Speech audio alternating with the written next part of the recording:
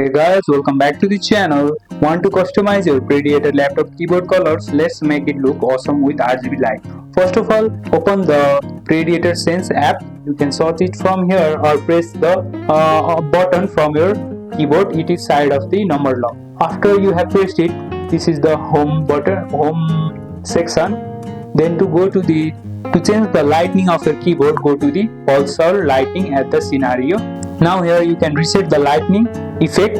Now to change the lightning, go to the tap the area and go to the 1 and choose the color whichever you want. You can also increase or decrease the brightness like this. You can choose, you can make the color dark or whichever you want, and go to the global lightning control. You can use the effect whichever you want. You can also increase or decrease the speed from here. And to save, simply go back and your lightning will automatically save on your keyboard. And that's it, your Predator laptop keyboard now shines in your favorite colors. Like, subscribe and share for more Predator tips, and I'll see you in the next one.